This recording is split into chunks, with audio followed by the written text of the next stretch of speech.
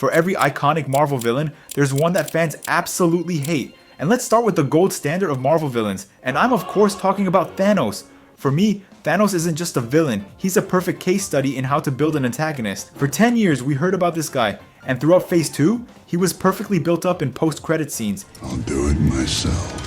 And when he finally stood up to do it himself, he didn't just meet our expectations, he shattered them. The genius of Infinity War, and I really believe this, is that it's his movie. He's the protagonist and the Avengers are just the side characters reacting to him.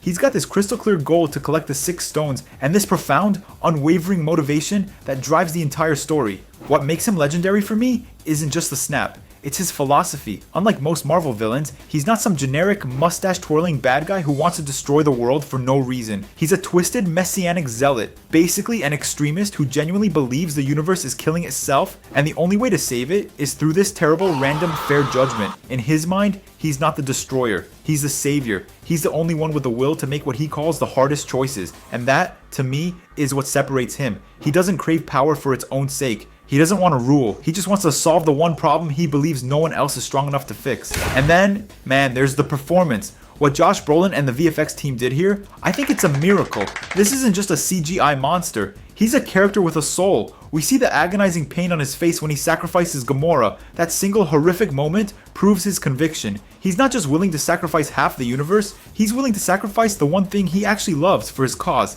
That line in the end where he was asked what did it cost, everything, it was perfect. He's not just a threat, he's a tragic, fully realized character. And that's why, when he finally sits down and watches the sunrise, he has truly won. For me, this is the standard, and honestly, it's not even close. But on the complete opposite end of that spectrum, I'm talking rock bottom. You have Malekith. But before I continue, I am so close to 1,000 subscribers, and it would mean so much if you subscribed. And Malekith, just...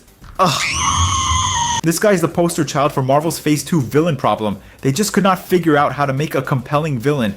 Can you even tell me what his plan was? He wanted the ether, that red floaty goo, to make the universe dark? I guess. The reason why just isn't there, and I honestly don't care enough to look it up. He has zero personality. He's just this tall, pale elf who monotones about darkness. Not one memorable line. The real crime here is that he's played by Christopher Eccleston, a phenomenal actor who was buried under makeup and given nothing to do. Such a waste. Malekith isn't a character, he's a walking plot device. He only exists to give Thor something to punch. He is the literal definition of forgettable. And I could go on longer, but he's so boring and forgettable that I actually want to move on. But here's the thing. For me, a great villain doesn't need to threaten the entire universe. Honestly, I think it's way better when they just want to threaten one person. And in the entire history of comic book movies, I don't think anyone has ever done that better than Willem Dafoe's Green Goblin. Man, where do I even start with this? For so many of us, this is the definitive supervillain. I still remember watching Spider-Man on DVD and being horrified by Willem Dafoe's performance because it wasn't just good, it was legendary. It felt like lightning in a bottle. He's this cackling, unhinged, absolutely terrifying agent of chaos. And I love that he was clearly having the time of his life being evil. But the reason he's so perfect, in my opinion, is that he's a personal foil. He's not some distant alien. He's Norman Osborn, the father of Peter's best friend.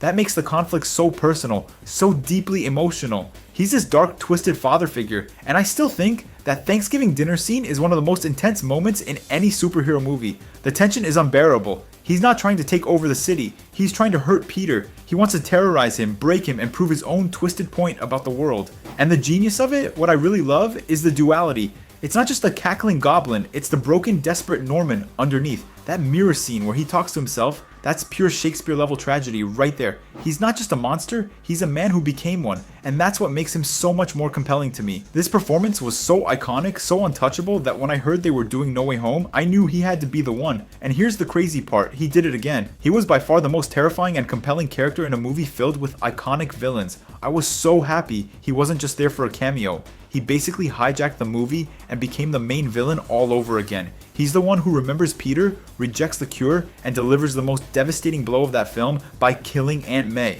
And in doing that, he proved his original point. He forced this Peter, Tom Holland's Peter, into the same impossible, tragic choice he once forced Tobey's. To me, No Way Home wasn't just a legacy appearance. It was an epilogue that cemented his status. It proved that this character and this performance are absolutely timeless. He is without question an S-tier all-timer.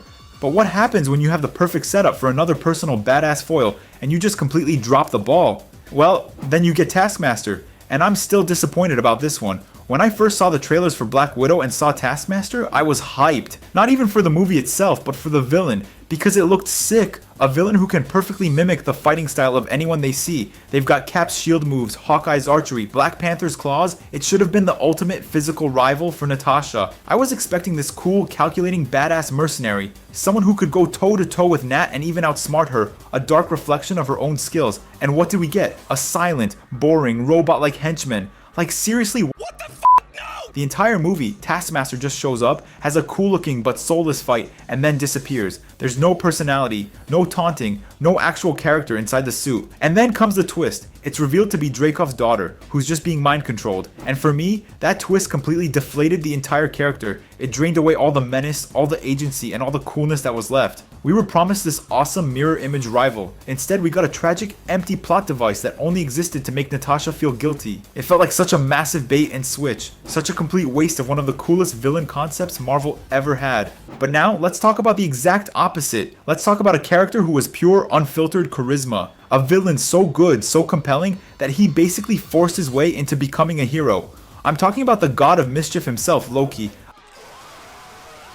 I think without question, Loki has one of the most successful, complex, and rewarding character arcs in the entire MCU, and it all starts with one man, Tom Hiddleston.